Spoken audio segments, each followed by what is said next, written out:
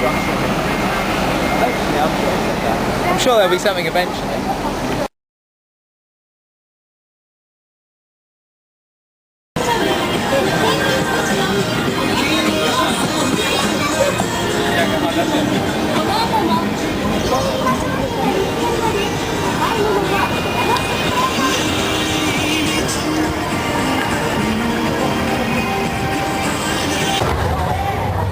Not a bad idea. A little movie in here with everybody, yeah. Hey everybody, welcome to the first installment of Tokyo Swan. I'm Swan, for those that don't know, and here I am in Kawasaki, Kanagawa, which is sandwiched right between, I guess, the greater area of Tokyo and Yokohama.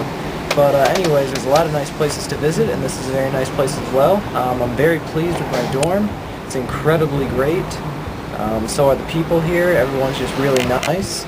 And yeah, so this year I'm an international student at Keio University, which is over by Tokyo Tower.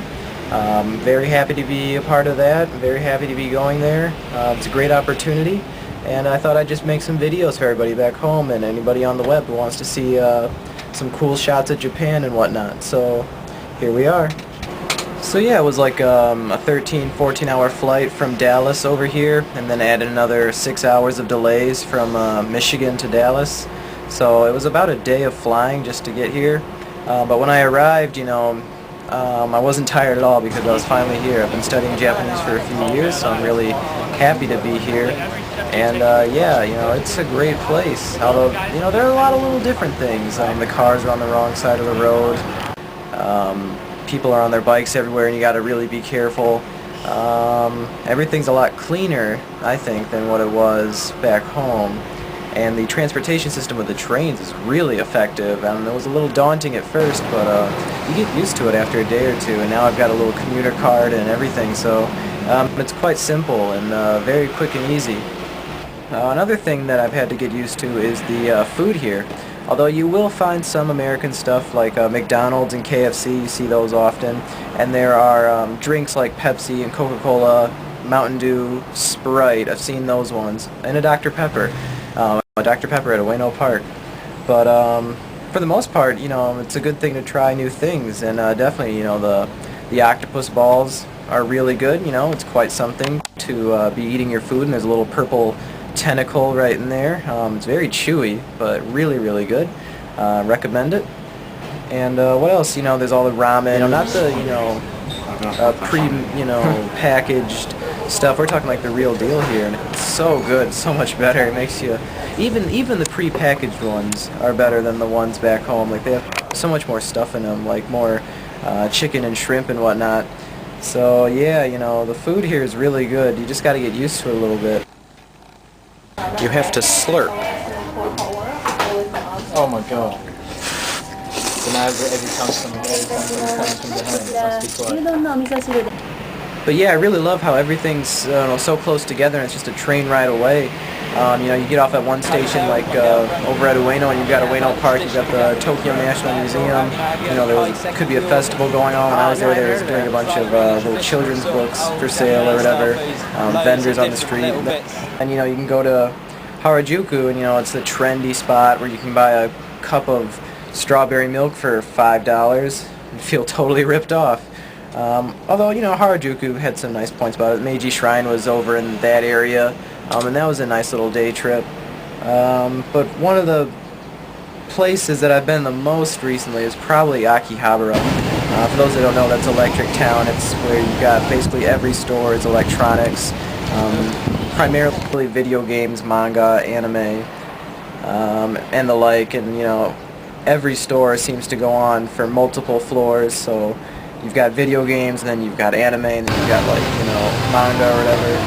And it's just incredible. And I've been back there a few times, and I still haven't seen everything, and I doubt that I ever will, because there's so many little side streets.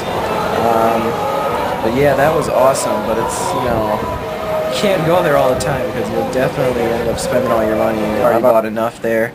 So I've got to give that place a rest and visit some of the more historical parts of Tokyo, I think. Another thing that I've had to really get used to is like the massive amount of people that you see here. I mean, literally, when you go to some of the busier sections, such as Harajuku or even Akihabara, you know, when the students are all out in there. It is just jam-packed, wall-to-wall people.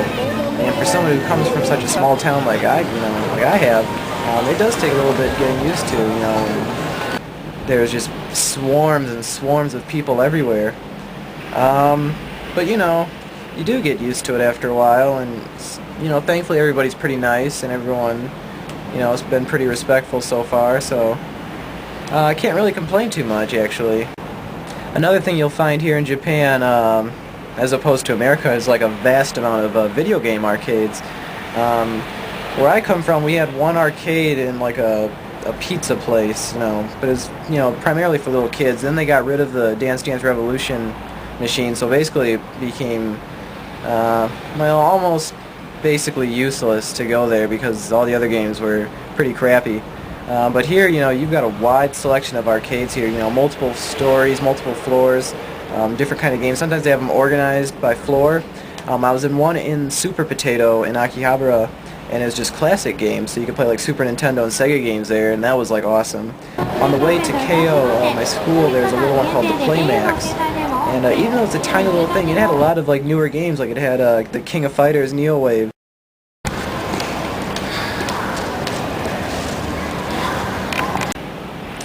So yeah, hopefully I'll be doing some more video updates. I'm going to try to do them pretty frequently. If you really want some good Japanese videos of life in Tokyo or Japan, go check out Tokyo Cooney. He's got some of the best videos on YouTube, so I have to give him a shout out. But yeah, definitely check him out, and come back here, and hopefully I'll have some more clips and stuff. I've already got some stuff planned for the next one, a bit more historical. And if you want to see something, just let me know, because I've only been here a week and I want to see everything too. So yeah, give me some tips or whatever, and where to go, and I'll see what I can do. So yeah, I guess in closing I'll just leave you with a video of this guy in Harajuku, and I'll just let the video do the talking. See you next time.